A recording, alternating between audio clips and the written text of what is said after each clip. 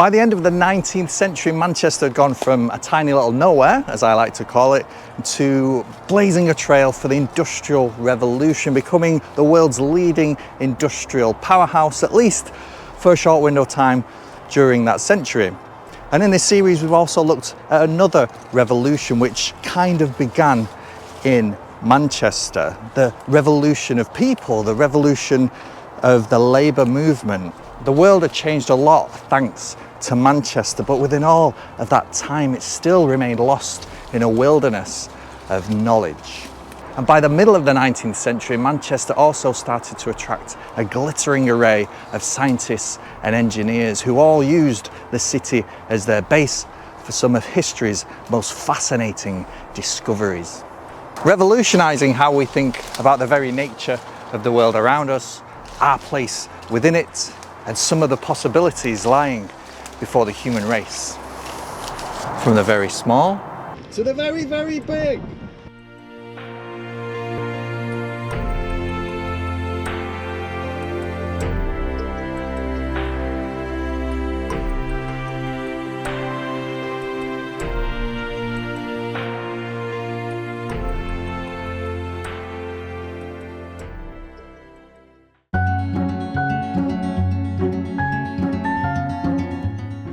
To start this journey into discovery, surprisingly, I'm starting at one of Manchester's most discreet locations, a hidden gem dating back over 200 years.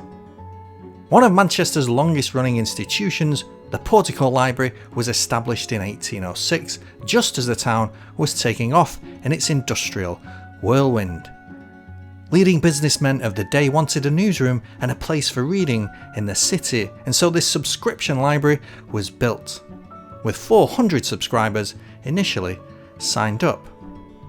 Amongst the library's many users over the years were Peter Mark Roget, who compiled the First Thesaurus, author Elizabeth Gaskell, and the father of atomic theory, John Dalton. Born in Cumbria in 1766, Dalton came to Manchester to teach mathematics and natural philosophy. His interests spanned meteorology, colour blindness, and the nature of gases. At the age of 21, he began a meteorological diary, recording over 200,000 observations over the course of 57 years. However, John Dalton's most astonishing work involved a theory that would shake the very foundations of science in every single discipline. And unlike his weather observations, this was all about the invisible. In his breakthrough theory, Dalton proposed that chemical elements are made of very small atoms, which all have the same size and makeup depending on what element they are.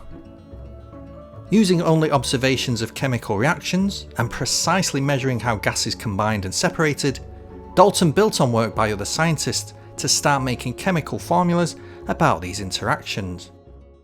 Now, he couldn't see those atoms, of course, but he could observe chemical reactions going on in a lab and then prove that those interactions were both predictable and proportional. Dalton also hypothesized that atoms couldn't be created or destroyed, that atoms of different elements were completely different themselves, and that when they came together to form molecules, they always did so at the same ratio. It was a neat and tidy theory which explained a lot about what he saw, and of course Dalton was wrong here and there, but the essence of his theory pointed science in the right direction. Dalton also published one of the first tables of atomic weights, taking in several elements such as oxygen, nitrogen and sulfur. All were given a weight relative to hydrogen. Though this relative weight did not provide an actual unit of measurement, by scaling everything from hydrogen, which was given the value of 1, Dalton had already established hydrogen as the simplest and most basic of elements. Unmarried, Dalton lived and worked the last 2 decades of his life on George Street, and when he died in 1844, aged 77, his body lay in state at Manchester Town Hall, where 40,000 Mancunians turned up to pay their respects. Dalton's radical theory was only the beginning of atomic science in Manchester. Just around the corner from the Portico Library is this modern apartment building.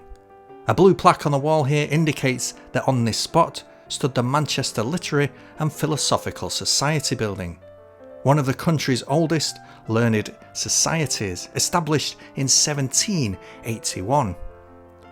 The Lit and Phil, as it became known, was an attempt by Manchester's 18th century intellectuals to create a space where ideas could be shared and research carried out. A house of learning for those well off enough to do so. Dalton announced many of his important findings here, as did three other important men over the years: James Prescott Joule, Arthur Schuster, and Ernest Rutherford. Amazingly, all of these would become keystone figures in the scientific revolution about to unfold. James Prescott Joule was born in 1818 on New Bailey Street in Salford, roughly where Salford Central Station is today. As a young man, Joule was actually tutored by John Dalton and developed a keen interest in electricity. He started off by running the family brewery, and in his mid-20s he began investigating the energy output of an electrical motor compared to steam engines. At first this was driven by his desire to make the brewery more efficient, but led to a broader look into the relationship between energy and heat that would soon become his entire life's work. Joule's groundbreaking work on energy resulted in the law of the conservation of energy and the first law of thermodynamics. In short, he proved that heat wasn't its own entity which could be created or removed, that it was just another form of energy, that heat and motion are actually interchangeable. And the unit in which we today measure energy, the Joule, is named after him. Joule was president of the Lit and Phil for many years, as was a man named Franz Arthur Friedrich Schuster, who would probably, more than anyone else, make sure Manchester remained at the cutting edge of physics throughout the 19th and into the 20th centuries. Arthur Schuster is another great example of how Manchester's position at the forefront of the global textile industry attracted people from far and wide, who would go on to change the world in other fields. Like Friedrich Engels, Schuster came to Manchester from Germany because of family textile interests here, joining his parents in 1870 at the age of 19. Schuster persuaded his father to let him study at Owens College, an early forerunner to the university, founded by textile manufacturer John Owens and based here at a building we've seen before, Cobden House. Schuster studied maths, physics and spectroscopy. After years of studying and researching different specialisms in professional and semi-professional roles, Schuster was appointed Bayer Chair of Applied Mathematics, which gave him the ability to expand massively the teaching and research department. When the college moved to a new, larger campus in Chorlton-on-Medlock to the south of the city, Manchester soon became a global leader in physics research, attracting big names across the fields of science that would otherwise have overlooked somewhere like Manchester. Sadly, as a German living in England, when the First World War broke out in 1914, Schuster and his family experienced racism in the press and in some quarters of the Royal Society. The establishment recognised as the authority at the top of British science, an elite club that could make or break the reputation of men like Schuster. As a result, Schuster was forced to declare his dedication to Britain and prove he had sons fighting on the front line. Next comes a man called John Joseph Thomson, also a student of Owens College. Thomson is credited with discovering the electron, or what he called the corpuscle, and that hydrogen only had one per atom. Now, like all these scientists, his career included a lot of other works, theories and discoveries. But there's two distinctive things which really stand out about this Nobel Prize laureate. The first is that he was born just up the road in Cheetham Hill. And the second is that an incredible 7 of his students also went on to win Nobel Prizes. Beside Manchester Museum is the Rutherford building, named after preeminent atomic scientist and one of Thomson's students over the years, Ernest Rutherford. Born in New Zealand in 1871, Rutherford's fascination with radio waves led to work at Cambridge with Manchester scientist Thomson. This led him to research radioactivity and further interest in atoms. Between 1907 and 1919, Rutherford worked in the laboratories here, building on work by Dalton and Thomson to unlock the secrets of the atom. Leading a team that included Hans Geiger, Ernest Marsden and William Kay, Rutherford was able to demonstrate the solar system model of the atom. That electrons orbited a larger central particle called the nucleus. This was achieved by firing radioactive alpha particles through gold foil at an atom. Consequently, the lab here was still dangerously radioactive even when tested decades later. Though he was convinced his work had no practical use, Rutherford's work initiated the nuclear age. Nuclear physics had enjoyed a good early age here in Manchester, but by the end of World War I, its focus had shifted to places like MIT and Cambridge and other places like that. But atoms had put the university here on the map, and its work was only just getting started. While Owens College was founded in 1851 using money bequeathed by John Owens, a textile manufacturer, another learning institution had already been founded in the city with the intention of educating ordinary workers in the basics of science. This was the Mechanics Institute, created in 1824 and spearheaded by John Dalton. By the end of the century, Owens College had transmorphed into the Victoria University of Manchester, and the Mechanics Institute evolved in what became known as the University of Manchester Institute of Science and Technology, or UMIST, and based here in the city centre at this spectacular Sackville Street building, one of my favourite buildings in the city. UMIST was always seen as a bit more of a technical and practical institution compared with the Victoria Uni, the latter now housed on an ever-increasing campus based around this famous building, still an icon today. This is Whitworth Hall, designed by Alfred Waterhouse, the man behind the town hall we've looked at before, and named after engineer and inventor Joseph Whitworth.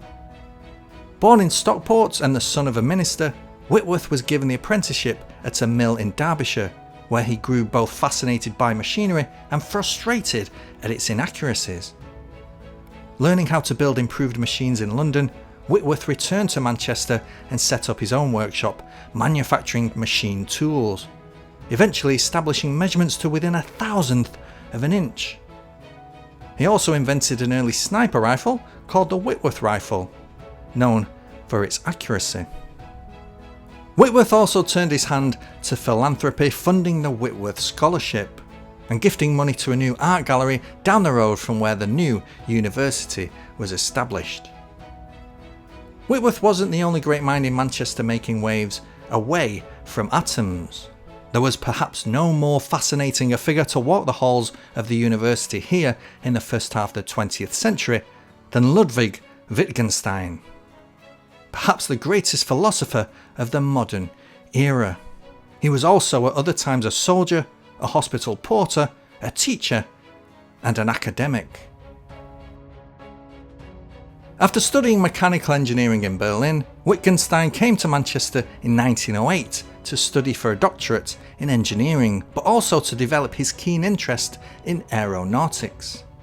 Hoping to design and fly his own plane, he could often be found on the moors high above Glossop, 13 miles or so east of Manchester, attempting to fly kites of different designs, cursing the rain for foiling many of his attempts. Many of his ideas were beyond the technical abilities of the time and his mathematical knowledge. Because of this, he soon became obsessed with learning maths and then logic. Frustrated by his lack of technical know-how, Wittgenstein began to develop a reputation for being short-tempered and sulky. His obsession with logic eventually led to his interest in philosophy, where he made his name. By now it was the early 20th century and the world was rapidly changing. Manchester was no longer the world's leading industrial powerhouse, but it was still hugely influential and still blazing a trail in all spheres. It was here in 1904 that Henry Royce set up a small automobile factory and made his first car. Here in Hume, in an area that would later undergo 2 mass clearances. Famously, he also lunched with aristocrat Charles Rolls, a young man with an affinity for cars and aviation. The company they eventually founded would lead the world for decades in both fields. Manchester actually has a very rich history of pioneering flight. Way back in 1785, James Sadler made one of the first balloon ascents in England from a field near a private house where today you'll find Balloon Street and Sadler Square. Mancunian John Alcock, born on Seymour Grove, and Arthur Brown, who moved to Manchester as a child from Glasgow, made the first successful trip across the Atlantic Ocean in 1919, taking off from Newfoundland and landing in a bog in Ireland. The first aerodrome near Manchester, not technically in it if you want to be pedantic, was here in the ground of Trafford Hall, a tranquil green area on the edge of the River Irwell, and unmolested by the advancement of industry. Today, it's Europe's largest industrial estate. But in 1911, 2 men from Sefton in Liverpool flew into the grounds of the hall here to have lunch with one Elliot Verdon Roe, a pioneering pilot and aircraft designer from Eccles, who had just set up his own company designing and building aircraft. His company Avro was founded in 1910 here at Brownsfield Mill in Ancoats, where his earliest aircraft were put together.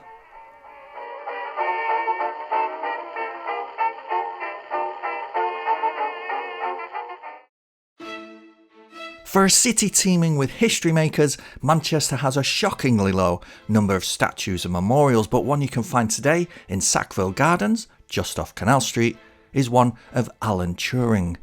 The bench here littered with significant codes and clues. Born in London in 1912 and obtaining a PhD in mathematics from Princeton, Turing came to prominence as a pioneer of early computer logic and crypto-analysis. During World War II, he was part of the British government's code-breaking team at Bletchley Park, seeking to break the codes created by the Nazis' Enigma cipher machine. This they were able to do with the use of large electromechanical machines, and it's often been argued that by secretly unlocking this code, Turing's team enabled the war to end years earlier than it would have, and saved millions of lives. After the war, Turing became one of many around the world seeking to develop computational machines, and in 1948 he was employed in the mathematics department at Manchester University and then appointed deputy director of the computer machine laboratory. To understand why a man like Turing would seek to bring his marvellous mind to a city in the north of England, we have to first look at 2 other people. Tom Kilburn was born in Dewsbury, Yorkshire in 1921 and went to university in Cambridge to study mathematics. After graduating, he worked on radar systems in Malvern with a man called Freddie Williams from Stockport. Together they developed an early computer storage device using a cathode ray. In 1946, Williams took a job at the University of Manchester as Chair of Electrotechnics and asked Kilburn to join him. By 1948, Williams, Kilburn and a man called Geoff Tootill had developed the world's first computer to run a program from its memory, named the Manchester Baby. Over the years, the pair would develop a succession of innovative Manchester computers, including the Manchester Mark I and the Ferranti Mark I, the world's first commercially available computer. This pursuit of actual computing hardware drew Alan Turing to Manchester. On top of his other roles, he also wrote the programmer manual for the original Mark I and was later recruited by Ferranti. Ferranti as a company, by the way, was also something of local pride.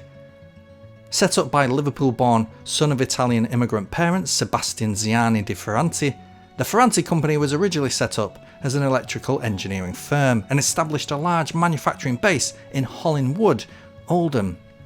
It developed an array of innovations during the war that set up nicely to delve into early computer technology, and being based just outside Manchester was perfect. Eventually, the private sector took the lead and companies like IBM in the United States began to develop them more, and Manchester fell behind. Right, so let's just take a minute and soak all of this in. So Manchester and this region had come up with some of the first machines of the industrial age, like spinning mules and spinning jennies and all of that. And that has kicked off the Industrial Revolution, which has gone on to change the face of the world. And now that is at its peak and that ball is rolling, Manchester has turned to a new frontier. Manchester has turned to the digital frontier, and it started to create some of the world's first computers. So suddenly this is a very, very long way from canal barges and coal mines. For me, this is Manchester's golden age of discovery. Steam engines and trains and railway viaducts are all very well and good, but the computer age, that's something else. Turing also contributed greatly to the emerging field of artificial intelligence, establishing the theoretical Turing test for determining the point when a computer has achieved intelligence. Sadly, Turing largely went unacknowledged during his lifetime, especially by the wider public, because much of his work was carried out under the Official Secrets Act. He wasn't the celebrity scientist that people like Dalton and Rutherford had been. Secrecy of a more tragic kind also dogged Turing throughout his short life. He was a gay man at a time when not only was such a thing unspeakable, but it was also an actual criminal offence to have homosexual relationships. In December 1951, Turing was here outside the Dance House Theatre, what was then called the Regal. Here he met a 19-year-old man called Arnold Murray from Wythenshawe and invited him out for lunch. There's much to be said for Manchester's underground homosexual scene in the early 1950s, but we'll save that for another episode. After lunch though, Turing invited Murray over to his house in Wilmslow for the following week.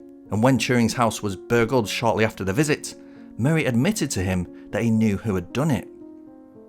Turing then went with Murray to Wilmslow police station to report the burglary, and when explaining Murray's connection to the offender, Turing admitted, or even offered openly, that he and Murray had been sexually involved. This being a criminal offence, Turing found himself in court. Now, probably to his great surprise, the authorities in Cheshire weren't quite so lenient towards homosexuality as those in Manchester might have been. But more than that, his class and his status did nothing to protect him from facing possible jail time. Now, as an alternative, Turing was forced to undergo a treatment of chemical castration, which was the latest idea of some leading psychiatrists who considered homosexuality to be an illness.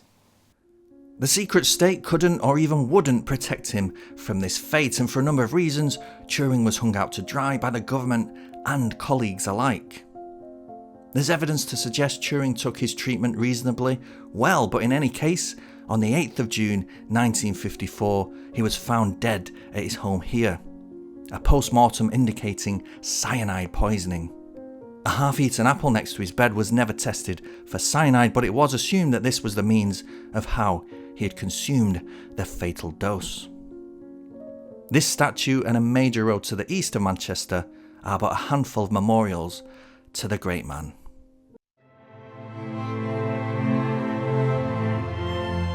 Now, surprisingly, to tell this chapter of the city's scientific story, we have to go back to an old familiar haunt of this series, Chetham's Library, which is next to Manchester Grammar School. And we also have to skip backwards in time to the 17th century. The grammar school was established all the way back in 1515, before Chetham's Library, by a man called Hugh Oldham, a mill owner and a bishop who wanted to provide education for boys in the city. One pupil of the school was William Crabtree, born in 1610, who took a particular interest in astronomy. A merchant by trade, in his spare time Crabtree took precise measurements of the positions of the planets and eventually began collaborating with another young amateur astronomer over in Liverpool called Jeremiah Horrocks. Both keen followers of German scientist Johannes Kepler, Crabtree and Horrocks were the first people to ever observe and record the transit of Venus across the Sun. It's thought that Crabtree made his observations from here, observations that would help establish an accurate size of the solar system for the first time and mark the beginning of modern astronomy in Britain. Yet again, this often forgotten about moment in Manchester's history is recorded on one of the town hall murals by Ford Madox Brown, to add to those we've already seen in this series. Oh, and there's also one of Dalton. Surprisingly, Manchester only had a bit part to play in cosmology and the exploration of space for a long time. Today you can see on top of the old UMIS building the old Godley Observatory with its papier-mâché dome and 2 telescopes. But at the start of the 20th century, and especially after World War II, a lot of Manchester's trailblazing science came to a head.